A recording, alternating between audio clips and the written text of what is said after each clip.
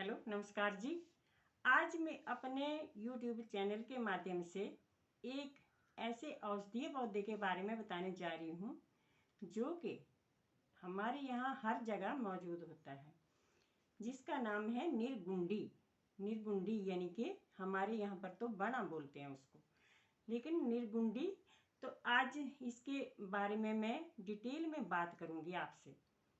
वैसे तो हमारे यहाँ तो जानते हैं कि जैसे किसी को सांप लड़ जाए तो उसकी डालियों को इकट्ठा करते हैं पत्तों समेत और फिर ऐसे झाड़ते हैं, तो बोलते हैं कि इसको डाली बाना बोलते हैं, वो कि डाली चला रहे हैं हम और इससे जहर उतर जाता है। लेकिन इससे मंत्र का तो मुझे पता नहीं, लेकिन जो इससे एक विशेष प्रकार का तैलीय पदार्थ निकलता है और तो उससे उसका असर बहुत होता है।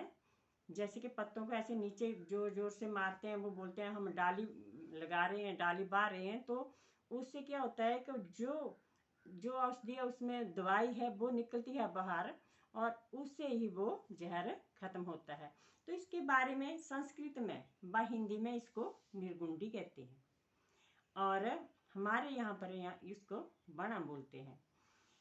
देखिए, निर्गुंडी के विषय में एक बहुत अच्छी बात कही गई है कि निर्गुंडति शरीर रक्षति रोगेभ्य। निर्गुंडति शरीर रक्षति निर्गुंडी शरीर रक्षति रोगेभ्य, यानी कि अर्थात जो रोगों से शरीर की रक्षा करे उसे निर्गुंडी कहते हैं। देखिए कितना अच्छा लिखा है संस्कृत में भी कि निर्गुंडति शरीर रक्षति रोगेभ्य।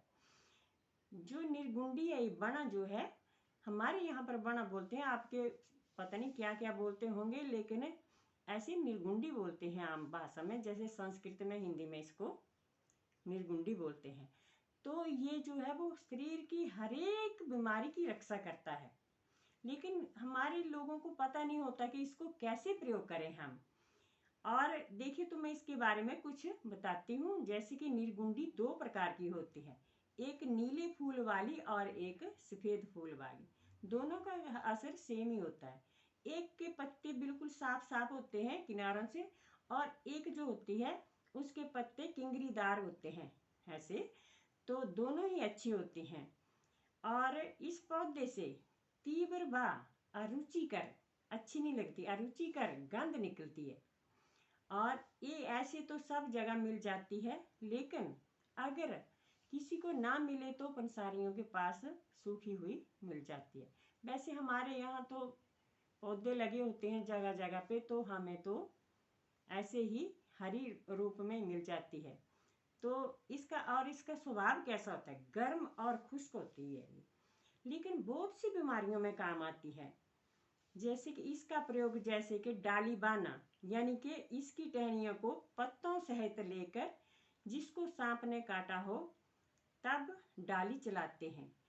तो इसका प्रयोग बहुत सी बीमारियों में किया जाता है, जैसे सूजन, मोच आ जाए कहीं पर, तो सूजन जैसे, तो इसके पानी को उबालते हैं और उसमें उस पानी में गर्म गर्म में कपड़ा डाल के उसके निचोड़ के वहाँ पर सेक करते हैं जहाँ पर भी दर्द हो। जैसे कि किसी को जोड़ों की दर्द है, गठिए की दर्द है, तो निर्गुंडी से वो दर्द भी खत्म हो जाता है। तो इसको ठीक ढंग से प्रयोग करें। और देखिए, सूजन को और इसको मोच जहाँ पर हो तो उसका जो काढ़ा बनाते हैं, खूब काढ़ना उसको पानी डाल के पत्तों को, और उसमें कपड़ा गीला करके फिर उसके जहाँ पर जोड़ों में दर्द हो, मोच गई हो, कुछ भी हो, तो वहाँ पर सेक करें। उससे बहुत फर्क पड़ जाता है, बड़ी बड़ी दवाइयाँ फेल हो जाती हैं उसके आगे। और एक रोग देखिए, कुष्ठ रोग, कोढ़ रोग के लिए भी बहुत अच्छा होता है, उसके बारे में मैं डिटेल में बताऊंगी। और प्रसूता रोग, जैसे कि जिनके बच्चा होता है, जच्चा होती हैं, तो उनके पाँव सूज जाते हैं, शरीर में कई कुछ दर्दें हो जाती हैं, तो उनके लिए भी बहुत अच्छे है, उनको भी सेक देना चाहिए गर्म पानी से उनके पैरों में भी। और जब नहलाएंगे तो उसमें भी थोड़ा सा काढ़ा बना के पानी का डाल दें, थोड़ा सा डालें बस। और जैसे कि आपको कफ ज्वर है, आपको जैसे बुखार भी है और कफ खांसी भी है, तो उसके लिए ये भी बहुत अच्छी दवाई है।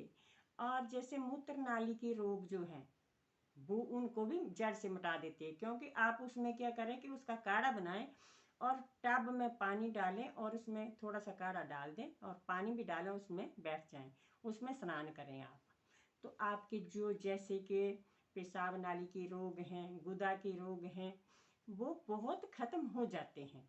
तो आप ऐसा करें, पत्तों को उबालें, उनका काढ़ा बनाएं खूब सारा, फिर वो काढ़ा डालें पानी में। और जैसे किसी के नासूर हो जाता है, जख्म ऊपर से बंद हो जाता है, नीचे जख्म रहता है, तो उसको भी उस काढ़े से ही सेक करें, वो बिल्कुल खत्म हो जाता है। और कंठमाला होती है, जैसे गले में हो जाते हैं ऐसे फोड़े फोड़े होते हैं, पकते भी हैं कई बार, उसको कंठमाला बोलते हैं, तो उनको भी अगर उस पानी से सेक करें तो वो खत्म हो जाते। वो दवाई ऐसी है, तभी तो बोला गया है कि निर्गुंडती शरीर रक्षती रोगेभ्यः। जो निर्गुंडी है वो हमारे शरीर की रोगों से रक्षा करती है। तो देखिए, जैसे कुष्ठ रोग में क्या करना चाहिए, 10 ग्राम पत्तों का रस 200 ग्राम पानी मिलाकर रोगी को कुछ दिन पिलाने से जख्म सूख जाते हैं। 10 ग्राम पत्ते लें और उनका रस निकालें, तो वो तो मिक्सी में जैसे कि ग्राइंड करके थोड़ा सा पानी डाल के निकलेगा। तो 10 ग्राम पत्तों का रस निकालें और फिर उसको 200 ग्राम पानी में मिलाएं। फिर 10 ग्राम को 200 ग्राम, नहीं तो तेज होता है वो, मुंह में भी जलन कर देता है, तो 200 ग्राम पानी में मिलाएं। फिर उस पानी को चाहे एक बार ना पी सके तो 2 बार पी लें और उस पानी को पिलाएं। तो जो कोढ़ रोग के, कुष्ठ रोग के जो जख्म हैं जो कभी ठीक नहीं होते, वो भी ठीक हो जाते हैं। और उसका काढ़ा बनाएं, उस काढ़े से उन जख्मों को भी साफ करें। वो जख्म कई दिनों से कईयों के पकते रहते हैं, वो जख्म ठीक नहीं होते, खून चला रहता है, पीक, तो उनको उस काढ़े से साफ करें। आप देखेंगे इतने अच्छे सूख जाएंगे वो जख्म, दोबारा होंगे नहीं। और साथ में जैसे प्रस्तुता रोग में बताया, तो निर्गुंडी का क्वाथ बना के, जैसे काढ़ा बनाकर उसमें 2 ग्राम पिपली का चूर्ण, पिपली होती है, मग बोलते हैं हमारे यहाँ पर, पिपली का चूर्ण डाल दें उसमें। और फिर उसमें पानी में डाल के 1 गिलास में, मतलब जिसके बच्चा हुआ हो उसको पिला दें, तो उसके सारी बीमारियां, कोई बुखार कुछ नहीं रहता उसको, ना कोई सोजिश रहती है। और जैसे प्रस्तुता के पैरों में भी सूजन आ जाती है, तो उनको उस क्वाथ से, उस काढ़े से उसके पैरों में सेक करें तो वो ठीक हो जाती है। और जैसे जोड़ों के दर्द के लिए भी बहुत अच्छी औषधि है।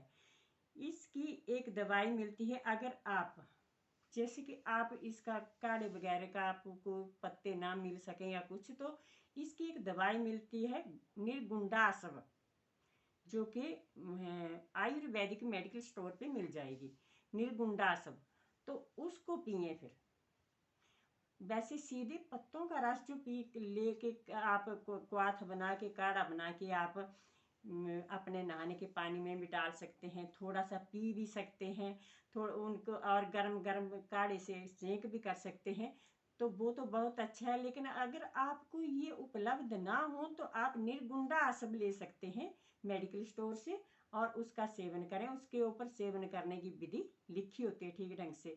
वैसे तो जैसे 1 ढक्कन डालेंगे आप निर्गुंडासव का, तो 2-4 ढक्कन पानी के डाल लें तब पिए, तो उससे वो भी बराबरी हो जाता है। तो देखिए, प्रयोग करें। ये मेडिकल स्टोर में क्षय रोग में भी ये जो निर्गुंडासव है ना, इसका क्वाथ जो है थोड़ा थोड़ा अगर पानी में मिला के पीते रहें, थोड़ा सा डालें और पानी ज़्यादा डालें, उसको पीते रहें, तो ये जो क्षय रोग होता है, टीबी वगैरह रोग होते हैं, ये भी ठीक हो जाते हैं। तो देखिए, और क्या क्या ठीक होता है इससे, पाचन की खराबी जो होती है किसी की, जो कि कुछ पचा नहीं सकते, वो भी ठीक हो जाता है। और पुराना से पुराना गठिया भी ठीक हो जाता है। इसके काढ़े का सेवन, थोड़ा सा काढ़ा पीते भी रहें और उससे क्या है कि सेंक भी करते रहें जोड़ों जोड़ों के ऊपर सारे, और नहाते बार पानी में भी डाल लें थोड़ा सा। और जैसे कोई भांजपन है, किसी को बच्चा नहीं पैदा होते को कुछ, तो वो भी पी सकते हैं, उनके शरीर से में भी जो गलत कीटाणु निकल जाते हैं और अच्छे कीटाणु आते हैं। और पुराने से पुराना ज्वर भी ठीक हो जाता है। और कैसी भी शरीर में दर्दें हों वो भी ठीक हो जाती हैं। तो मैंने निर्गुंडी के बारे में बहुत कुछ बताया।